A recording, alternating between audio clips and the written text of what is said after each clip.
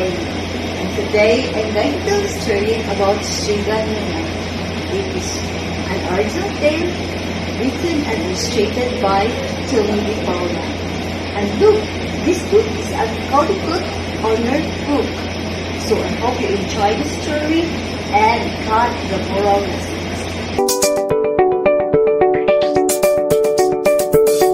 The story is about Strega Nona. In a town in Calabria, a long time ago, there lived an old lady. Everyone called her Strega Nona, which meant Grandma Witch. Although all the people in town talked about her in whispers, they all went to see her if they had troubles. Even the priest and the sisters of the convent went, because Strega Nona did have a magic touch. She could cure a headache with oil and water and a hairpin. She made special potions for the girls who wanted husbands. And she was very good at getting rid of warts. But Strega Nona was getting old, and she needed someone to help her keep her little house and garden. So she put up a sign in the town square. And Big Anthony, who didn't pay attention, went to see her. "Anthony," said Strega Nona, "you must sweep the house and wash the dishes. You must weed the garden and pick the vegetables. You must feed the goat and milk her. And you must fetch the water. For this, I will give you 3 coins and a place to sleep and food to eat." "Oh, grassy," said Big Anthony. "The one thing you must never do," said Strega Nona, "is touch the pasta pot.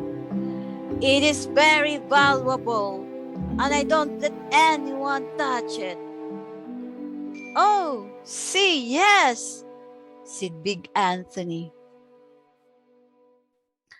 And so the days went by. Big Anthony did his work, and Strega Nona met with the people who came to see her for headaches and husbands and warts. Big Anthony had a nice bed to sleep in, next to the goat shed, and he had food to eat. One evening, when Big Anthony was milking the goat, he heard Strega Nona singing. Peeking in the window, he saw Strega Nona standing over the pasta pot. She sang, "Bubble, bubble, pasta pot, boil me some pasta, nice and hot. I'm hungry and it's time to sup. Boil enough pasta to fill me up." And the pasta pot bubbled and boiled and was suddenly filled with steaming hot pasta. Then Strega Nona sang, "Enough, enough, pasta pot. I have my pasta nice and hot. So simmer down my pot of clay until I'm hungry another day." "How wonderful," said Big Anthony. "That's a magic pot for sure." And Strega Nona called Big Anthony in for supper. But too bad for Big Anthony, because he didn't get to see Strega Nona blow 3 kisses to the magic pasta pot. And this is what happened. The next day, when Big Anthony went to the town square to fetch the water, he told everyone about the pasta pot.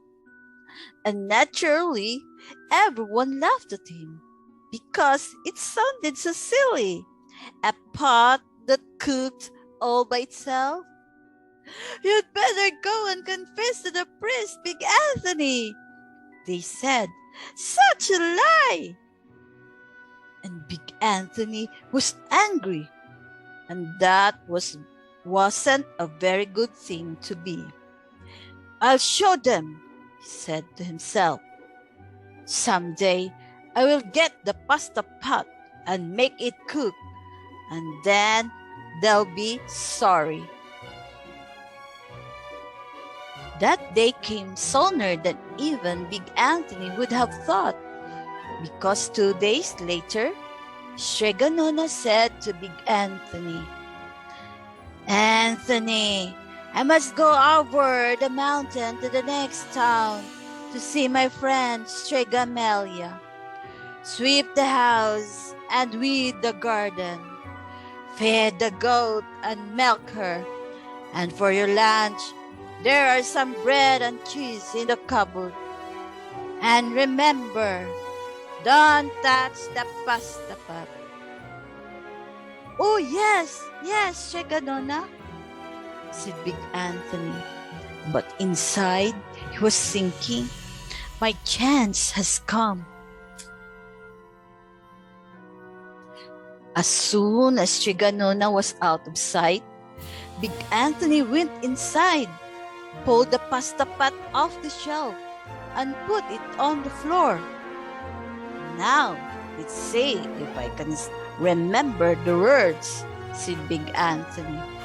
And Big Anthony sang, Bubble, bubble, pasta pot, boil me some pasta, nice and hot. I'm hungry and it's time to sup. Boil enough to fill me up.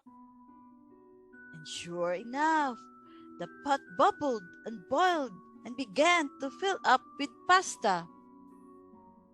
Aha, said Big Anthony, and he ran to the town square, jumped on the fountain, and shouted, Everyone, get forks and plates and platters and bowls.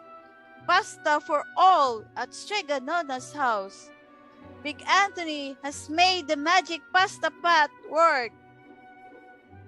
Of course, everyone laughed, but ran home to get forks and plates and platters and bowls.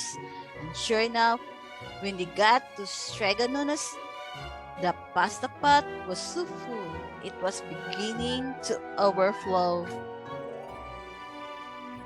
Big Anthony was a hero. He scooped out pasta and filled the plates and platters and bowls. There was more than enough for all the townspeople, including the priest and the sisters from the convent. And some people came back for 2 and 3 helpings, but the pot was never empty. When all had their fill, Big Anthony sang, Enough, enough, my pasta pot. I have my pasta, nice and hot. So simmer down my pot of clay until I'm hungry another day. But alas, he did not blow the 3 kisses. He went outside, and to the applause of the crowd, Big Anthony took a bow.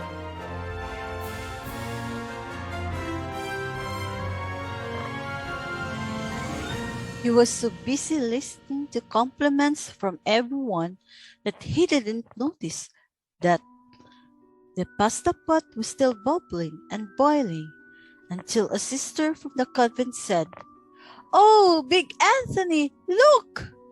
And pasta was pouring out of the pot all over the floor of Strega Nona's house and was coming out the door.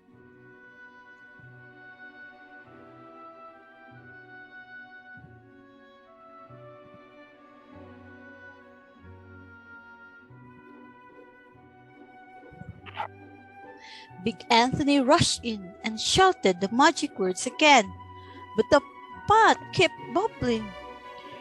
He took the pot off the floor, but pasta kept pouring from it. Big Anthony grabbed a cover and put it on the pot and sat on it. But the pasta raised the cover and Big Anthony as well, and spilled on the floor of Strega Nona's house. "Stop!" yelled Big Anthony. But the pasta didn't stop, and if someone hadn't grabbed poor Big Anthony, the pasta would have covered him up. The pasta had all but filled the little house. Out of the windows and through the doors came the pasta, and the pot kept right on bubbling.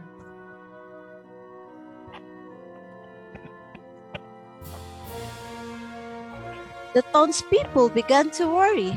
"Do something, Big Anthony!" they shouted. Big Anthony sang the magic song again, but without the 3 kisses, it did not no good. By this time, the pasta was on its way down the road, and all the people were running to keep ahead of it. "We must protect our town from the pasta," shouted the mayor. "Get mattresses, tables, doors, anything to make a barricade." But even that didn't work. The pot kept bubbling and the pasta kept coming.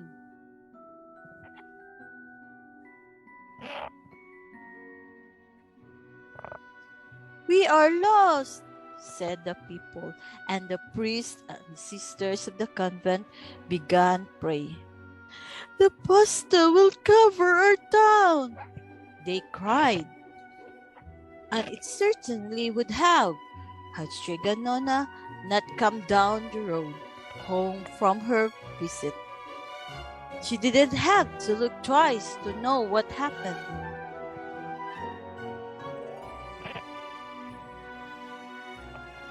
She sang the magic song and blew the 3 kisses, and with a sputter, the pot stopped boiling and the pasta came to a halt. "Oh, Grazie! Thank you, Strega Nona!" the people cried.